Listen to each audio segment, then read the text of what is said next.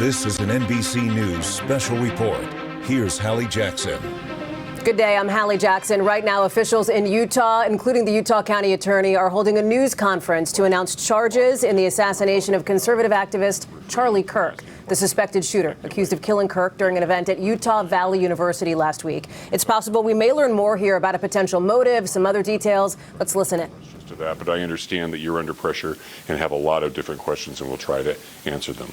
We're joined today by our sheriff and our prosecution team and our county commissioners. Jeff is going to be the only one speaking right now, and I'll introduce right now County Attorney Jeff Gray.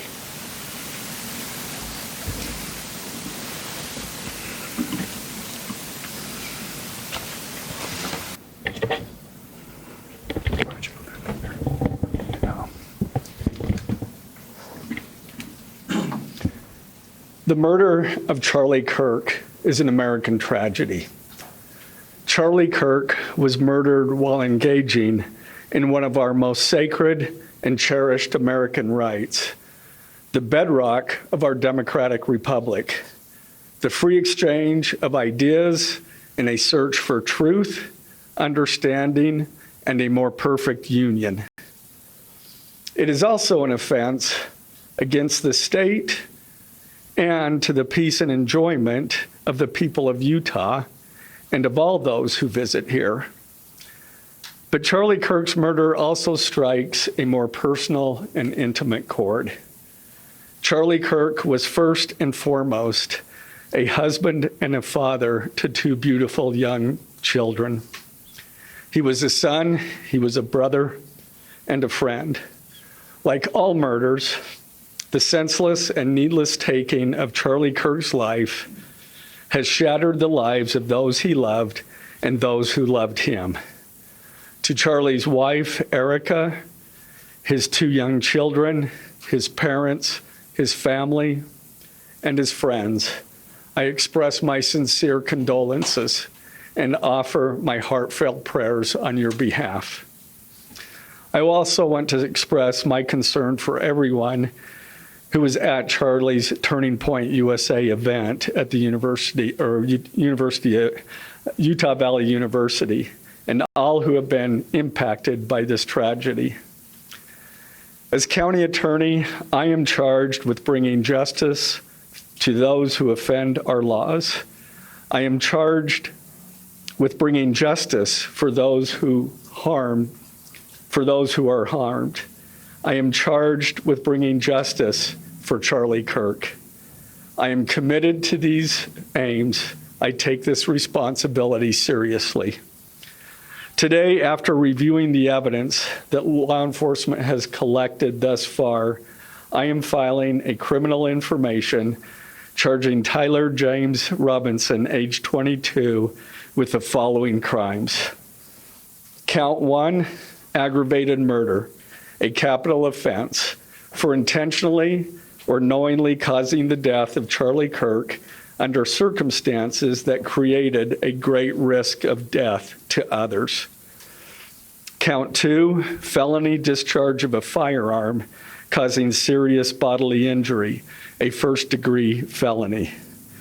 The state is further alleging aggravating factors on counts 1 and 2 because the defendant is believed to have targeted Charlie Kirk based on Charlie Kirk's political expression and did so knowing that children were present and would witness the homicide. The state is also charging defendant with count 3, obstruction of justice, a second-degree felony for moving and concealing the rifle used in the shooting. Count 4, obstruction of justice, a second-degree felony for disposing the clothing he wore during the shooting. Count 5, witness tampering, a third-degree felony for directing his roommate to delete his incriminating texts. Count 6, witness tampering, a third-degree felony for directing his roommate to stay silent if police questioned him. And count 7, commission of a violent offense in the presence of a child, a Class A misdemeanor, for committing homicide, knowing that children were present and may have seen or heard the murder and did so based on Charlie Kirk's political expression. Also, following the press conference, I am filing a notice of intent to seek the death penalty. I do not take this decision lightly, and it is a decision I have made independently as county attorney, based solely on the available evidence and circumstances and nature of the crime. Because we are seeking the death penalty, the defendant will continue to be held without bail in the Utah County Jail. Turning to the 10-page information, these are the allegations. On September 10th, 2025, at approximately 12:23 p.m., Charlie Kirk was shot and killed while speaking to a large crowd on the campus of Utah Valley University in Orem, Utah. Police found the suspected murder weapon, a bolt-action .30-06 rifle, nearby. Over the next approximately 33 hours, police conducted a manhunt for the shooter until the evening of September 11th, 2025, when Tyler James Robinson surrendered to police at the Washington County Sheriff's Office. DNA consistent with Robinson was found on the rifle's trigger. After shooting Mr. Kirk, Robinson hid the gun, discarded the clothing he wore when he fired the rifle, and told his roommate to delete incriminating text messages and not talk to police. Children were present at the time of the shooting. The shooting.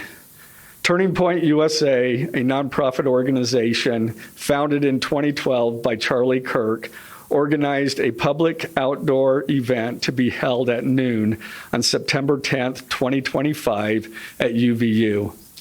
The event was the first in a series of similar events to be held at college campuses nationwide. Mr. Kirk is a well-known conservative activist, famous for these type of events where he discusses various political issues and debates with audience members. His events and comments have garnered a significant number of supporters and drawn the ire of many who disagree with his political views. The event at UVU was announced far in advance and garnered significant publicity and interest. Consequently, several hundred people attended. Mr. Kirk was interacting with the crowd before the event officially got underway. Then, at approximately noon, Mr. Kirk seated himself under a portable canopy behind a table and microphone. He began speaking to the crowd and fielding questions from attendees, a format Mr. Kirk commonly used at his events. Mr. Kirk allowed his questioners to approach a microphone positioned directly in front of him. Mr. Kirk's team members were very close to him on his right and left, as well as some behind his canopy and others at various close locations near him. The large crowd surrounded Mr. Kirk on three sides. Temporary metal fencing separated attendees from Mr. Kirk by only a matter of feet.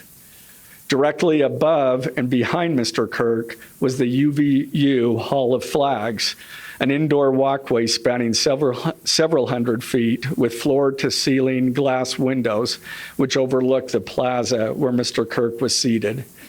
People were in the walkway at the time of the shooting. Approximately 15 minutes into the event, Mr. Kirk was answering a question about mass shootings by transgender individuals when a gunshot rang out. The bullet struck Mr. Kirk in the neck. He slumped to the ground almost immediately. The bullet's trajectory passed closely to several other individuals beside Mr. Kirk, including the questioner who was standing directly in front of Mr. Kirk. Children were visible near Mr. Kirk's stage when he was shot. Mr. Kirk was rushed to a nearby hospital where he was declared deceased. The medical examiner's report is still pending. So UVU surveillance. So at the moment of the shot, a UVU police officer was watching the crowd from an elevated vantage point. As soon as he heard the shot, he began to scan the area for threats. Believing the shot came from a rifle because of its sound, he looked for potential sniper positions. He noted a roof area approximately 160 yards away from Mr. Kirk as a potential shooting position and rushed there to look for evidence. The suspected shooting position is adjacent to an open, publicly accessible walkway. To access the suspected location, a person must climb over a railing and then drop to the roof only slightly below. The UV officer climbed over the railing and down onto the roof. He then walked to the suspected shooting position and confirmed a clear shooting corridor between the position and Mr. Kirk's seat. He also noticed markings in the gravel rooftop, consistent with a sniper having lain on the roof, impressions in the gravel potentially left by the elbows, knees, and feet of a person in a prone shooting position. Police reviewed surveillance from the camera covering the roof and discovered that it recorded an individual dressed in dark clothing cross the railing from the public walkway and drop onto the roof at approximately 12:15 p.m. Although the individual moved out of the camera's view for a short time, the camera again captured the individual running across the roof and then low crawling to the area the UVU officer recognized as where the suspected sniper had dropped into a prone shooting position. After a short time, which matches the known time of the shot, the individual arose and ran across the roof to the northeast. This discovery led to an intensive review of UVU surveillance recordings to attempt to track and identify the suspect. Surveillance revealed the following. At approximately 11:51 a.m., the suspect entered campus from the north. He is seen wearing a black shirt with an American flag in the center, a dark baseball cap, and large sunglasses. Throughout the surveillance, the suspect keeps his head down and rarely raises his head enough to get a clear image of his face. As he proceeds across the campus, he is seen walking with an unusual gait. The suspect walks with very little bending in his right leg, consistent with a rifle being hidden in his pants. This unusual gait continues until the suspect is seen crossing the railway off the open walkway and onto the roof, where he leaves the camera's view. A camera later captures the suspect as he runs across the roof to the suspected shooting position. Immediately after the shot was fired, a camera captures the suspect running across the roof carrying an item whose shape is consistent with a rifle. The suspect is then seen climbing down from the roof. He appears to drop the item he was carrying as he hits the ground in a controlled fall. He then picks up the item and runs toward the northeast end of campus. Expanded crime scene investigation. Law enforcement officers followed the suspect's escape path to the northeast end of campus, where they believe the suspect left campus and entered a wooded area. In that wooded area, investigators found a bolt-action rifle wrapped in a towel. The rifle contained one spent round and 3 unspent rounds. This is consistent with the facts officers observed at the time of and immediately after the shootings. No shell casings were found on the roof, suggesting a bolt action rather than an auto-loading weapon, and only a single round was fired. Each round in the rifle contained an etched inscription as follows. The fired cartridge, was etched, "No Tice's bulge, OWO, what's this?" The second cartridge that was again not spent, the last three were not spent, were not fired.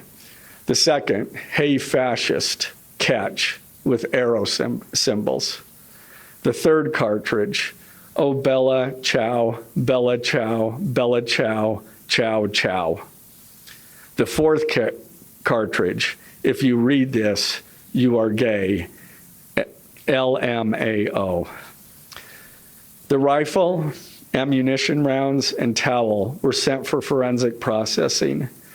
DNA consistent with defendant was found on the trigger, other parts of the rifle, the fired cartridge casing, 2 of the 3 unfired cartridges, and the towel. Law enforcement was unable to immediately locate the shooter, so they published photos of the shooter from the UVU surveillance cameras and asked for the public's help to identify him. Meanwhile, law enforcement continued to try to identify the shooter through other means. The Washington County investigation. On the evening of September 11th, 2025, as law enforcement continued their investigation, Tyler James Robinson went to the Washington County Sheriff's Office with his parents and a family friend to turn himself in. Robinson's mother stated that the following to police. On September 11th, 2025, the day after the shooting, Robinson's mother saw the photo of the shooter in the news and thought the shooter looked like her son. Robinson's mother called her son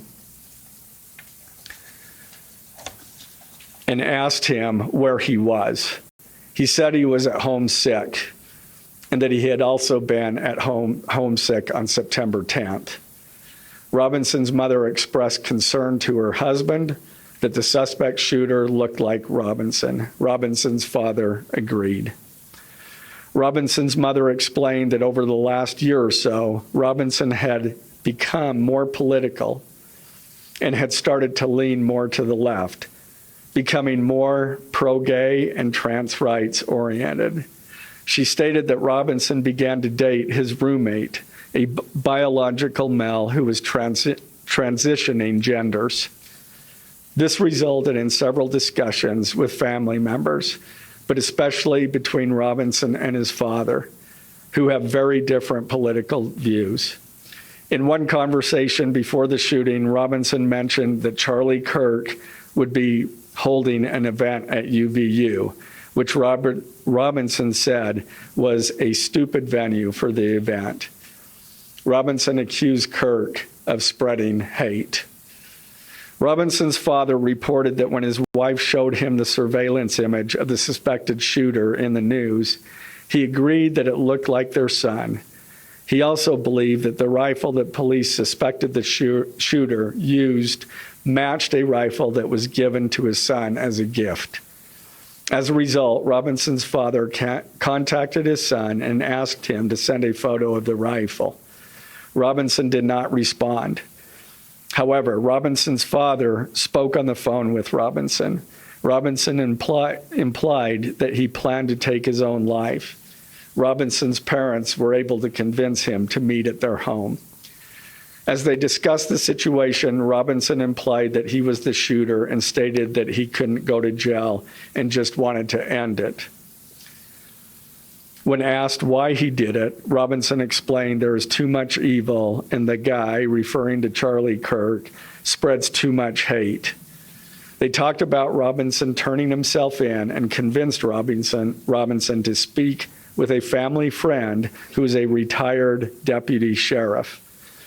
At Robinson's father's request, the family friend met with Robinson and his parents and convinced Robinson to turn himself in.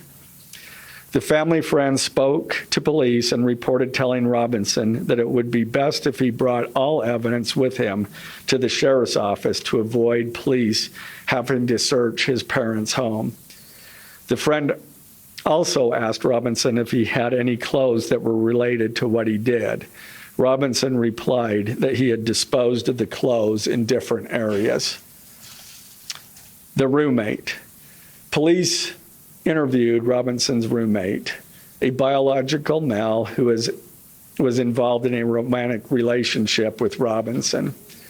The roommate told police that the roommate received messages from Robinson about the shooting, and he did provide those messages to police. On September 10th, 2025, the roommate received a text message from Robinson which said, "Drop what you're doing, look under my keyboard." The roommate looked under the keyboard and found a note that stated, quote, "I had the opportunity to take out Charlie Kirk, and I'm going to take it." Police found a photograph of this note. The following text exchange then took place. After reading the note, the roommate responded, "What? You're joking, right?" Robinson, "I am still okay, my love, but am stuck in Orem for a little while longer yet. Shouldn't be long until I can come home, but I gotta grab my rifle still. To be honest, I had hoped to keep this secret till I died of old age. I am sorry to involve you." Roommate, "You weren't the one who did it, right?" Robinson, I am. I'm sorry." Roommate, "I thought they caught the person." Robinson, "No, they grabbed some crazy old dude, then interrogated someone in similar clothing. I had planned to grab my rifle from my drop point shortly after, but most of that side of town got locked down. It's quiet, almost enough to get out, but there's one vehicle lingering." Roommate, "Why?" Robinson, "Why did I do it?" Roommate, "Yeah." Robinson, "I had enough of his hatred. Some hate can't be negotiated out. If I am able to grab my rifle unseen, I will have left no evidence. Going to attempt to retrieve it again. Hopefully they have moved on. I haven't seen anything about them finding it."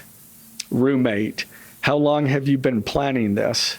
Robinson, "A bit over a week, I believe. I can get close to it, but there is a squad car parked right by it. I think they already swept that spot, but I don't want to chance it." Robinson again, "I'm wishing I had circled back and grabbed it as soon as I got to my vehicle. I'm worried what my old man would do if I didn't bring back Grandpa's rifle. IDEK if it's had a serial number, but it wouldn't trace to me. I worry about prints. I had to leave it in a bush where I changed outfits. Didn't have the ability or time to bring it with. I might have to abandon it and hope they don't find prints. How the F will I explain losing it to my old man? Only thing I left was the rifle wrapped in a towel. Remember how I was engraving bullets? The F in messages are mostly a big meme. If I see notice bulge UWU on Fox News, I might have a stroke all right. I'm gonna have to leave it. That really effing sucks. Judging from today, I'd say Grandpa's gun does just fine, IDK. I think that was a $2K scope. Wink, wink. Robinson again, delete this exchange. Again, Robinson, my dad wants photos of the rifle. He says Grandpa wants to know who has what. The feds released a photo of the rifle, and it is very unique. He's calling me, RN, not answering. Robinson, since Trump got into office, my dad has been pretty diehard MAGA. Robinson, I'm going to turn myself in willingly. One of my neighbors here is a deputy for the sheriff. Again, you are all I worry about, love. That came from Robinson. Roommate, I'm much more worried about you. Robinson, don't talk to the media, please. Don't take any interviews or make any comments. If any police ask you questions, ask for a lawyer and stay silent. The search for Robinson's residence. Police executed a search warrant on Robinson's residence. During that search, police discovered a shell casing with etchings like the etchings found on the shells in the rifle near UVU.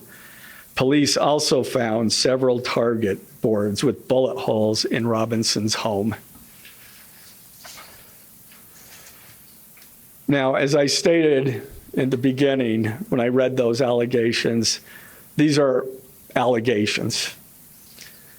And like the evidence set forth in this statement, those allegations, what you've heard from the media, even from state and federal officials, has not been tested in the crucible of a jury trial. I understand the public's desire to know the facts. My own family members have pressed me for information. Why are we reluctant to share the details of the investigation itself and comment on the case? Because I want to ensure a fair and impartial trial. I became a prosecutor because of my love for the ideals of this great country and the principles embedded in our Constitution. The free exchange of ideas and opinions is critical to this great American experiment, but so too are the protections afforded to the accused found in the Fifth and Sixth Amendments. The right against self-incrimination, the right to a speedy and public trial, the right to the effective assistance of counsel, the right to confront one's accusers, and the right to compel the attendance of witnesses. And perhaps most importantly, under our Constitution, the accused is presumed innocent until we, the state, prove to an impartial jury of defendant's peers his guilt beyond a reasonable doubt. That jury cannot rely on our allegations, on what they hear in the news, or on what they hear from a public official. The jury is the sole trier of fact, and they will ultimately determine those facts based on evidence a trial judge has determined is admissible. Again, as prosecutors, we bear the burden to prove guilt beyond a reasonable doubt. But make no mistake, we welcome this burden. I'd like to now introduce my trial team who will be charged with prosecuting the case. This is a veteran and expert team of some of the state's best trial attorneys. Chad Grunander, who is one of my two chief deputies, Ryan McBride and David Sturgill on the far right there. And those two were very much involved in preparing search warrants, did a phenomenal job, worked day and night to see that accomplished well after he was, Robinson was taken into custody. Also, Lauren Hunt, she is one of our special victims prosecutors, and Chris Ballard, my second chief deputy, who will be handling motions. I'm going to explain just the procedural steps. We're not a grand jury. We don't have a grand jury system like the federal courts do. It's a preliminary hearing system. So the arrest and filing of the criminal information are merely the first steps in the criminal justice process. Today at 3 p.m., the defendant will appear before a judge in the Utah 4th District Court for his first appearance to be informed of these charges and to ensure that he has an attorney to represent him. The hearing will be brief. The judge will conduct that first appearance virtually via WebEx. This is not unusual. In the 4th District, all felony first appearances for defendants who are in custody are held virtually. A link to that hearing is available for media on the Utah State Courts X account at Utah State Courts. Now, following defendant's first appearance, he will be entitled to a preliminary hearing. At that hearing, the state will be required to show probable cause that defendant committed the crimes. The purpose of the preliminary hearing is not to determine guilt, but simply to assure the court that the prosecution has enough evidence to proceed to trial. If a judge finds probable cause and binds the case over for trial, an arraignment hearing will be held. At that hearing, a judge will again inform defendant of the charges against him and require him to enter a plea to each charge. The next step following the arraignment is an opportunity for the parties to file any relevant motions and then ultimately the trial itself. This case has generated a tremendous amount of interest across our nation and even the world. The public's desire for information is understandable, but it bears reiterating that this case will be tried in a court of law consistent with our Constitution, not the court of public opinion. Thus, we will only discuss the case with the press occasionally.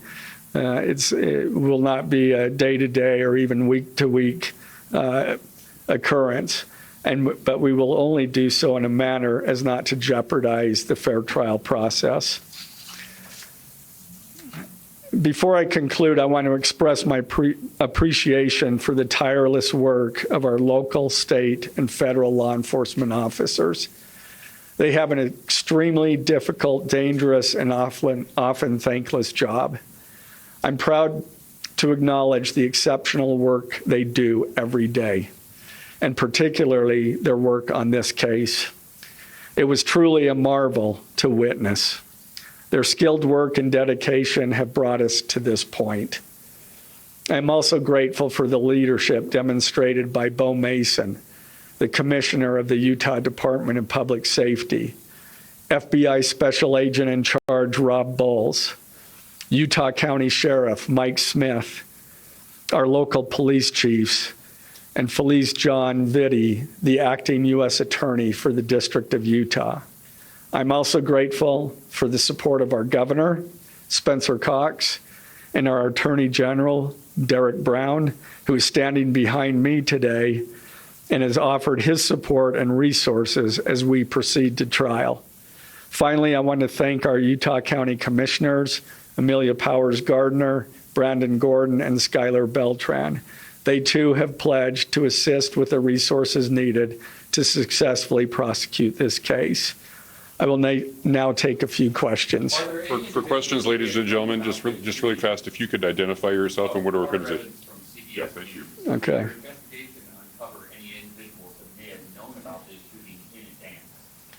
They are still looking into it. It's an undergoing investigation. So is that a possibility? They haven't ruled that out. The exchange with the roommate. Can you kind of give us a sense of, did that happen over several hours? Did it happen before? I don't have that information. Emily Anderson, Stars and Solid Tribune. I know acknowledging that you made this decision to sue Jackson Hole independently. Did you hear it all from the Trump administration or Governor Cox's administration as you were working on the charges? I talked to officials from both administrations, but I was not pressured to make a decision. I understood their feelings on it because it was in the news, but we didn't really discuss that. Mr. Gray, the FBI director. Any indication that transgender issues play a role in the motivations for this shooting? I'm going to stick to what I just stated in my public, in our information. I think that is pretty much set forth there. Mr. Gray, Ben Winslow, Fox 13 News. Just asking, are you planning to file additional charges against anyone else in connection with this? Again, we don't have any information at this point of additional suspects, but I know that our law enforcement agencies are continuing to follow leads. Mr. Gray, the FBI director today said that you are, quote, or that other people, a number of people are being investigated and interrogated. So it seems that there are people who might be up for possible. Yeah, I'm not. Do you think the suspect was a lone wolf, or could this be part of a... I can't comment on that. I'm not aware of all their investigation. I just know that these agencies are continuing to investigate this case and follow all leads. Get it to me with BBC News. I'd like to know, how does this possibly interface with any federal charges? That's up to the feds. They have different charges, and they're reviewing the evidence. And after they review the evidence and the law, they could file charges, but I'm not privy to exactly what they're looking at. Dennis, help me with the BBC. Mr. Gray, over here. A lot about text messages with the roommate. The governor previously said the roommate is cooperating, but could we see charges against the roommate? Again, I'm not prepared to answer that question. Is it unusual to cite a political motivation as an aggravating circumstance? It's part of our code, and so we charge that. Mr. Gray, Jim Stewart with KUTV. For those that aren't of a legal mind, is this a confession, the text messages? Is that legally a confession? And is he cooperating since he's been taken into custody? Ultimately, a judge will determine that at trial. And cooperation, has he spoken at all? Has he been cooperating since he's turned himself? Again, I'm not going to comment on that. Has he made any statements at all? Mr. Gray, Morgan Chesky, NBC News. Okay. What more can you tell us about the suspect's time online that some say radicalized him? I am not aware of that information. It's, again, still under investigation. And has he expressed any remorse so far about this attack? I am not going to comment on that. Is he continuing to not cooperate? I am not going to comment on that. Mr. Gray, the FBI director has been way out in front in terms of presenting evidence to the public. Your team has been very circumspect, very measured in what they've let out. Has that hampered your investigation and the build-up to this criminal? Well, as attorneys, we typically like to control that information to preserve an impartial jury and a fair trial. Does the suspect have representation? Does he have a lawyer yet? Excuse me? Does the suspect have a lawyer? I don't have that information. Can you tell us more about what the family may have said in interviews? What the family said is what I provided. Mr. Gray, do you anticipate that the defense will try to get this trial moved out of Utah County, and how will you respond to that? That from where? From Utah County. That the defense will be from Utah County? Well, that they will try to get the trial moved to a different location. I couldn't predict what they're going to do. Mr. Gray, are you want this to be tried? Is there any evidence to suggest that the timing of the shot and the question that was asked about mass shooters and vendors, is that more than coincidence? That will be for a jury to decide. Mr. Gray, are you confident that the roommate had no part of this attack whatsoever? Again, I'm not going to comment on the evidence. But the evidence so far, does it show any involvement? Again, I'm not going to comment on other than the facts that or the evidence that we've gathered so far. Does the mention of the DNA here in the press conference jeopardize his right to a fair trial? I don't believe so. This is part of a public document that we have to file as we file a criminal information. We have to file a probable cause statement. That's a public document, and so we're comfortable with that. Are his parents and the roommate still cooperating? I'm not going to comment on that either. The FBI has said that this suspect had a hatred of Kirk. What else can you share about that? I can't share any more than what I've already said. This was a very precise shot. Do you have any evidence that he went places to practice or have practice movements before the shooting that he was inside, and how he prepared? The evidence that I'm willing to share is what I just read in our statement. And it's Mr. Gray, did you the consult information. Eric about seeking the death penalty? Okay. If he could have just answered, did you consult Eric Kirk about seeking the death penalty? I'm not going to comment on that. Thank you, ladies and gentlemen. So significant new developments there in the investigation into the assassination of Charlie Kirk. You've been listening to the Utah County Attorney saying that the state will seek the death penalty against that suspected killer. We've learned that he has been charged with aggravated murder, among other charges. And as you heard laid out, a number of revelations in the charging documents here. Chief among them, a text exchange, officials say, between the suspect, Tyler Robinson, and his roommate, in which the documents show Robinson said he killed Kirk, said he did it because, and I'm quoting here, he had enough of Kirk's hatred. All of this, and you see that text exchange here. This is just a piece of what we've learned in just the last 40 minutes as we've listened to that news conference with, again, a lot of details coming out. We've got team coverage, but I want to start with Tom Winter. And Tom, these documents show that Robinson also tried to get his roommate to delete text messages, according to this piece of information, to stay quiet if asked about this, which is part of the witness tampering charges that he also faces now. What else do we know about this roommate? The governor has suggested that this person has been cooperative. That's right, Hallie. And apparently the roommate is also somebody that Tyler Robinson, the person who's been accused and charged now with 7 counts in connection with the death of Charlie Kirk, is somebody who he has a relationship with. This person has been described, not named publicly, as somebody who is a male transitioning to a female transgender individual. And apparently they engaged in a number of text messages back and forth. There's also apparently some physical evidence. So let's start there. Apparently following the shooting, Robinson messages this individual, this roommate, and says to check under the keyboard. And under that, there was a note there that said, that apparently told him about this. And he said, I had the opportunity to take out Charlie Kirk, and I'm going to take it. That message might have been destroyed at some point, the actual handwritten copy, Hallie, but apparently a photo of it was taken. And according to the information in the press conference that we just had there with Utah State Attorney Jeff Gray, apparently there's a photo of that note that was taken. On top of that, to go back to what you mentioned, these messages, there's messages back and forth between the two, according to prosecutors, apparently talking about Charlie Kirk, specifically saying that there's too much evil and that Kirk spreads too much hate, and some in substance of the messages that go back and forth. To your point, at one point, Robinson allegedly messages his roommate and says to delete the text. That's one of the reasons why there's the obstruction of justice charges. The evidence here, Hallie, awfully strong, if in fact proven to be true, as the county attorney Jeff Gray said. Obviously, he's presumed innocent until convicted in a court of law. But if half of it is true, it's very difficult. It's the type of evidence that is not just based on one or two individual statements. They have the records of text messages.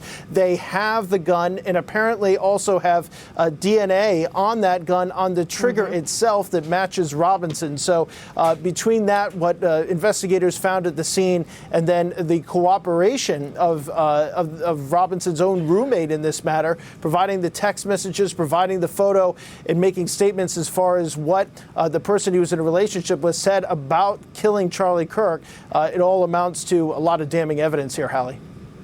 And a number of new revelations, too. Tom Winter, stand by for a second. Let me bring in Morgan Chesky. You may have seen him there at that news conference in Utah. So, Morgan, a couple of things. We had known, based on NBC News reporting, that it was Robinson's parents who first suspected it may, in fact, have been their son when they saw some photographs that were released by law enforcement here. But what we just heard provides tremendous new detail on the conversations here, that it was Robinson's mother who said to his father, you know, we need to look into this further, who told police, I'm quoting here, that her son had started to lean more to the left. She's the one who said that Robinson was beginning to date his roommate here, his romantic partner. All of it, Morgan, as to you, these officials did not rule out the possibility of further charges to come, although we should note that the governor has previously suggested, law enforcement had said, they believed Robinson was largely acting alone.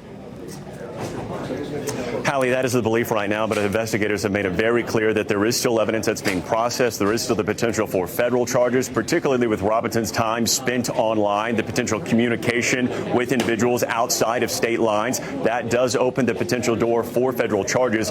But we have a much better idea as to a very grim timeline, particularly with Robinson's own mother recognizing him from those images that were released by investigators, then going to his father, who agreed with her. And then I think it was so telling, Hallie, that phone call from the father to his own son, following the fact that his son would not show him a photo of that rifle. And it was there that the suspect expressed the desire to take his own life. His parents convinced him to come to their home, and they talked him down from that, and then called in a family friend, a retired investigator, who then in turn convinced him to turn himself in. And not only that, Hallie, but what was so crucial here is that family friend convinced Robinson to bring telling pieces of evidence with him so that investigators did not have to search his own parents' home.